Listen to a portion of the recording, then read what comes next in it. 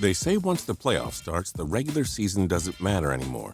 On many fronts, that would be correct. We've seen a number of NFL teams make the playoffs despite being mediocre, more bad, and just downright lucky. Despite not scaring many people during the regular season, some clubs find the most magical ways to make the postseason. I'm Justin Fraction, and today we take a look at the 10 worst NFL teams to ever make the playoffs. And a big shout out to Jacoby227 Flegel for suggesting this list to us. We do hope you enjoy this video, and if you do, feel free to click subscribe down below for more cool videos every single day. Number 10, 2002 Cleveland Browns. Impossible to believe the Browns have made the playoffs in this millennium, but indeed they have. The 2002 Browns took one of the AFC's wildcard spots with a 9-7 record. Their point differential was a solid, not great, plus 24. But when Tim Couch is your quarterback and he tosses 18 touchdowns and 18 interceptions, it's safe to say you overachieved a little. You probably haven't heard of Quincy Morgan, who led the team in receiving that year. After Couch was injured in Week 15, Kelly Holcomb stepped in at QB, and the Browns lost to Pittsburgh in the wildcard round.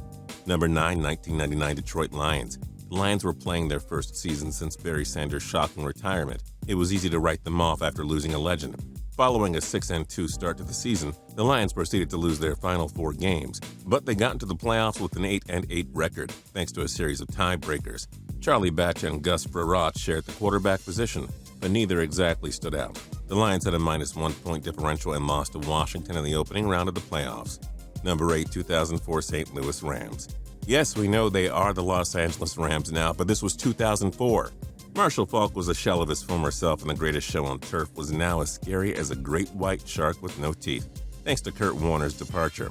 The Rams made the playoffs with an 8-8 record despite scoring 319 points and allowing 392.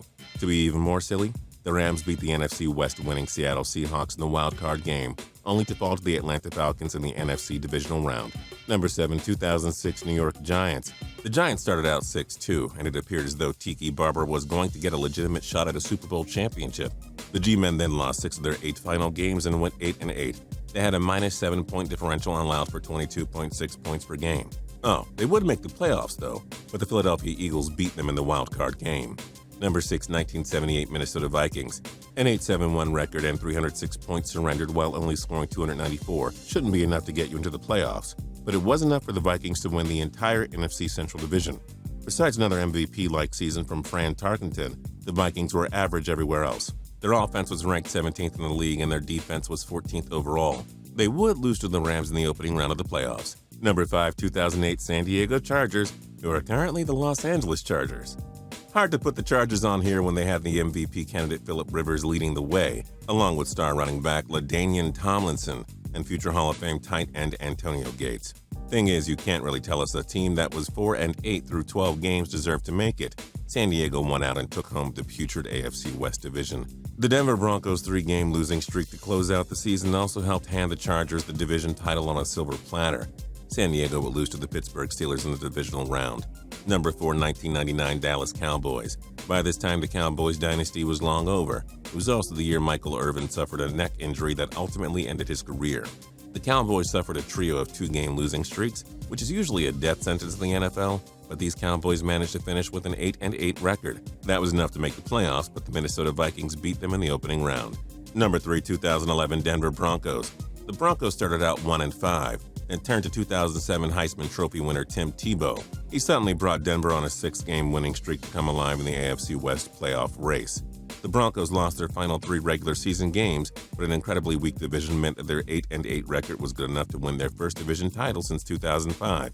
Despite a -81 point differential, they beat the Steelers in the opening round of the playoffs, only to get crushed by the New England Patriots in the divisional round. Number 2, 2014 Carolina Panthers. After going 12-4 the previous season, it was easy to assume the Panthers would win the NFC South again, but not with a losing record. The Panthers started out 3-2, only to tie their 6th game before embarking on a 6-game losing streak. Oh, but they'd rally to win their next 4 games, and the future NFC South helped them defend the division crown with a 7-8-1 record. They would win their wild card game over the Arizona Cardinals, but the Seattle Seahawks crushed them in the second round. And number 1, 2010 Seattle Seahawks.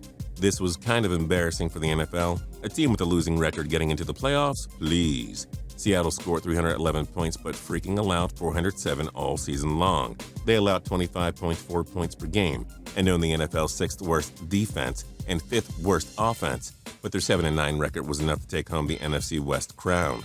To make things more hilarious, Seattle beat the defending Super Bowl champion New Orleans Saints in the wildcard round. The dream season ended after the Chicago Bears beat them in the divisional round. Ha. These Seahawks were terrible, but you kind of had to love them. Which other playoff teams were just terrible? Join us in the comments below.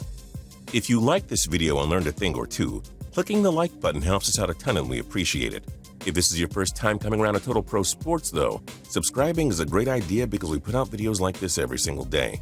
But as always, thanks for watching and we'll see you guys next time.